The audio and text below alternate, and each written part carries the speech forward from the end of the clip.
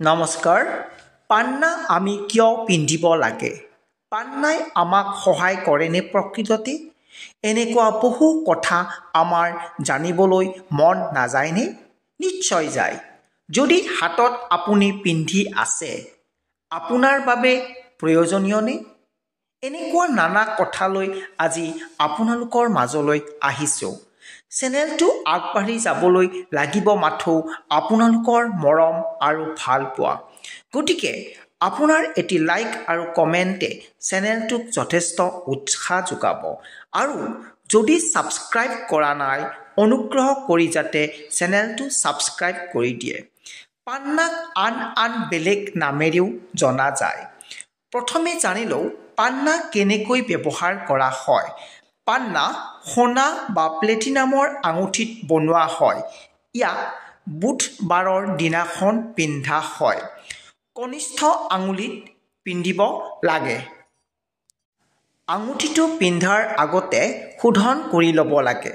শোধন কৰোঁতে ওম ব্ৰাং ব্ৰিং ব্ৰৌং চ বুধাই নমঃ এই মন্ত্ৰটি জপ কৰি ল'ব লাগে।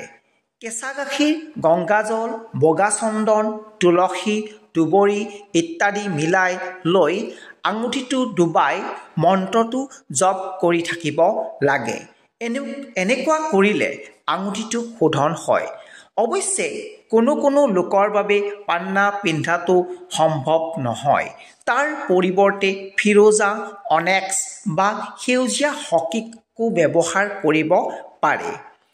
এতিয়া কথা হ'ল, আপুনি পান্নাটো কেনেকৈ চিনি পাব? আপুনি জানিব লাগিব।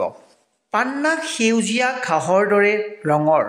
ইয়াৰ ৰং সঁচাকৈ অতি মনোমোহীয়। আৰু যদি আপুনি এটোপাল পানী ঘাঁহত যেনেকৈ জিলিকি থাকে, ঠিক তেনেদৰে পান্নাৰ ওপৰত দিলেও মণিকৰ দৰে জিলিকি থাকিব। কাঠত ঘঁহিলে উজ্জ্বলতা বাঢ়ে। যদিও ইয়াৰ কঠিনতা আছে, কিন্তু পৰি গ'লে ভাগি যাব পাৰে। অৰ্থাৎ ই ভংগুৰতা গুণো আছে। পান্নাইনো আমাক কিদৰে সহায় কৰে জানো আহক। কিন্তু তাৰ আগতে যদি চেনেলটো ছাবস্ক্ৰাইব কৰা নাই, অনুগ্ৰহ কৰি চেনেলটোক ছাবস্ক্ৰাইব কৰি ল'ব। আপোনাৰ মৰম চেনেহে চেনেলটোক যথেষ্ট উৎসাহ যোগাব। যদি সঘনাই জ্বৰ হৈ থাকে, পান্না পিন্ধিলে কিছু ভাল পায়। পান্নাই চকুৰ ৰোগ আৰোগ্য লাভ কৰাতো সহায় কৰে। এজমা, হাঁপানি আদি ৰোগৰ বাবেও পান্না অতি ভাল। পান্নাই বুধ গ্ৰহৰ দোষ নাশ কৰে আৰু বহু মনকষ্টৰ পৰা ৰক্ষা কৰে।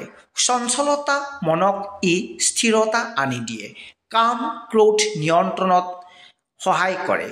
পান্নাই মূৰ ঠাণ্ডা কৰি ৰাখে। প্ৰেমৰ ক্ষেত্ৰতো যি বাধা থাকে পান্না পিন্ধিলে দূৰ হয়। বিয়া বাৰুৰ ক্ষেত্ৰতো পান্নাই যথেষ্ট পৰিমাণে সহায় কৰে। দাম্পত্য জীৱনতো পান্নাই বহুখিনি অৰিহণা যোগায় আৰু সুখত ৰাখে। সম্বন্ধৰ মাজত আউলি লগোৱা প্ৰধান গ্ৰহই হৈছে বুধ। বুধৰ ফলতেই মানুহৰ ডিপ্ৰেশ্যন বাঢ়ি যায়। বুধ হৈছে এটা নপুংসক গ্ৰহ।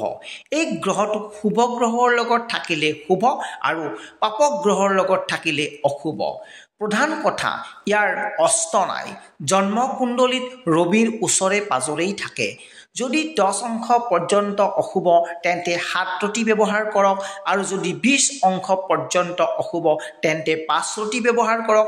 আৰু 20 পৰা 30 পৰ্যন্ত বেয়া হ'লে তথা অশুভ হ'লে তেন্তে 10 লৈ পিন্ধিব লাগে।